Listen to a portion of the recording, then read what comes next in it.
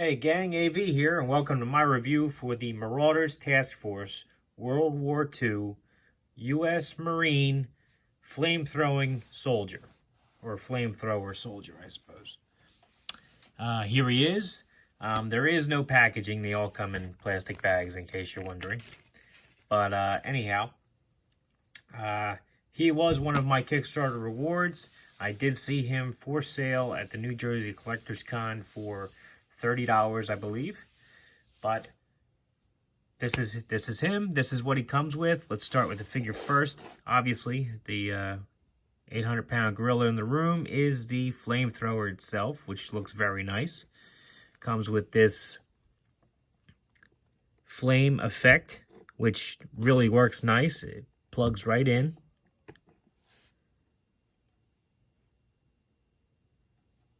Very cool effect on that. I love how it gets darker the farther away it gets from the spout.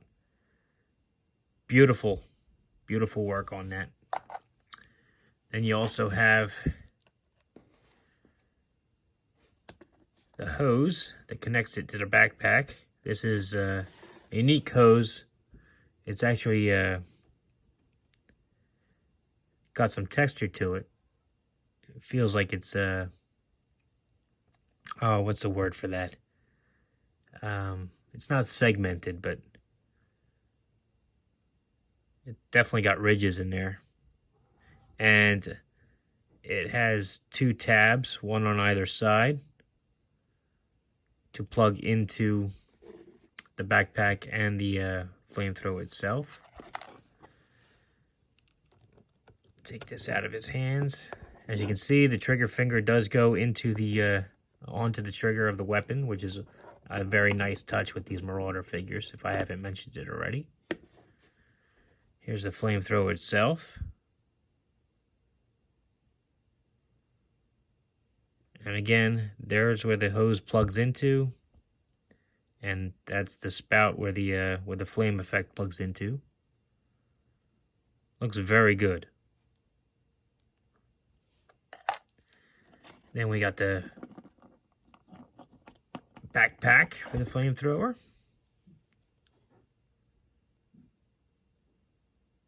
Very nicely detailed, well painted. And that's the hose where the spout where the hose plugs into. As for the figure himself, you may notice that his wrists are bending in this way. That's because he came with two sets of hands. This is the standard set of hands that the other figures I've reviewed come with, which bend this way. As you can see.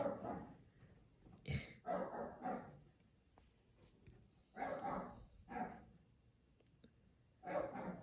don't know if you can tell with what I'm doing. There you go. To bend like that. But not this guy, because in order to hold the flamethrower, he needs to bend his wrists in and out instead of up and down. So he came with a new set of hands to do that. He's got two sets of hands. He comes with both, in case you're wondering, if I didn't say so already. I've also got a figure stand. Generic for the line. They come in different colors. Helmet with camo. Very nicely detailed. Even on the inside, you get the hint of the webbing inside. The harness inside, I mean. Here's his web harness, which you put on. As you can see, there are plug holes all throughout his belt and on top of his shoulder straps here. This is to plug in various accessories, which I'll get to in a minute. Figure also has a Marine Corps badge on his pocket there. Head is on a ball joint, so it does a swivel 360 degrees. Can pivot up and down slightly, side to side. as well. Arms are on a ball joint. They do 360 and then in and out that far. Elbows do about 90 degrees, swivel 360. Wrists, swivel 360. And like I said earlier, these particular wrists on the figure bend in and out. And he's also got a set to bend up and down as well. But you got to swap them out. The waist is on a ball joint. Good range of motion there. That's also where you separate the figure to get the web harness and stuff on and belt on. Legs can split about that far. Goes forward about that far and back about that far. Knees, double jointed. So he's got a good range of motion there. Wrists, ankles, 360 degrees. Pivot up and down. Very good on articulation on these figures. Very nice, very good detail.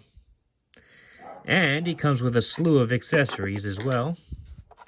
He comes with a standard US backpack, like all the other figures we've reviewed so far. He also comes with his rolled up raincoat, I assume. This particular one is camo, to match his helmet. This can peg onto the top or bottom of his backpack. He comes with a knife sheath, as well as a knife. The knife can be stowed inside the sheath. And there's the peg hole right there. So you can peg it onto his belt. He comes with a canteen. Comes with a belt. And just in case you didn't want the web harness on the figure. And as you can see, the belt has several anchor points for his accessories as well. Comes with a bandolier. Comes with a gun holster. And a sidearm. Here's the sidearm.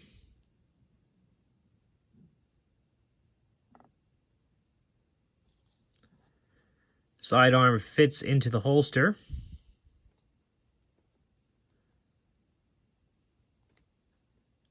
Like so. Very snugly in there. Not going to fall out. And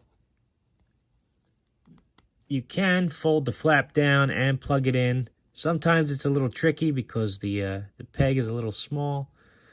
So you may have to fiddle with it a little bit to get it to work. But that one worked just fine. And of course, there's the anchor point to peg it into his harness as well. Comes with a pouch. An entrenching tool, which pegs into the bottom of his backpack. Like so. Comes with his first aid kit. And a satchel, which has its own anchor point right there. So, I don't know if you can hear it, but my dog is going apeshit upstairs. So, I better hurry this along so I can see what's going on.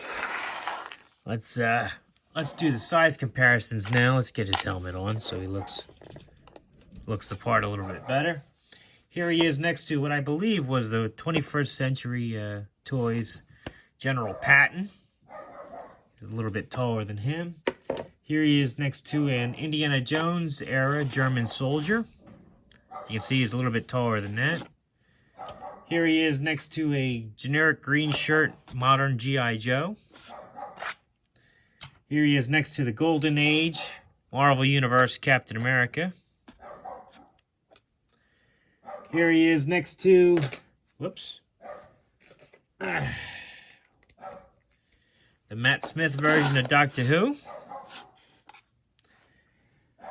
And here he is next to a Boss Fight Studios Night of Asperity. So there you have it. This has been my review for the Marauders Task Force World War II U.S. Marine Flamethrowing Trooper. If you like this video, check out my channel. If you like what you see there, then please subscribe. As always, thanks for watching.